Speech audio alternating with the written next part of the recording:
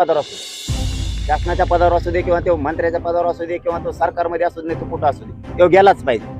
हे मुख्यमंत्र्याचं काम आहे. नाही गेलं तर याचा परिणाम तुम्हाला राज्यात भोगावा लागणार आहे. मी तर सोडणारच नाही. दादा कोण वाचवते बीडच्या आरोपींना असं तुम्हाला वाटते?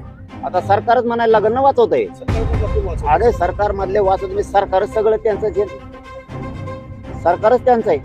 दादा जर तुम्हाला साधे कॉल डिटेल निघत नसले, साधे कॉल डिटेल जर तुम्हाला निघत नसले, संतोष भाई यांचे कोणी कोणाला मारलं, कोणी कोणाला फोन करून सांगितलं, नंतर पोलिसांना सोडून द्यायचं सांगितलं, हे जे प्रकरण आहेत आता उघडे पडले आणि आता तर इतके पडायला लागले की ज्यांच्यावर 10-15 वर्ष 20 वर्ष अन्याय झाला होता ते सगळे बाहेर निघायला लागले. कोणाचा खून झालेला आहे, कोणावर 307 झालेली, कोणाच्या ॲट्रॉसिट्या दाबलेल्या तिथल्या, कोणावरती बळच करायला लावलेले आहेत त्यांनी. म्हणजे हे प्रकरण सगळे बाहेर निघाले.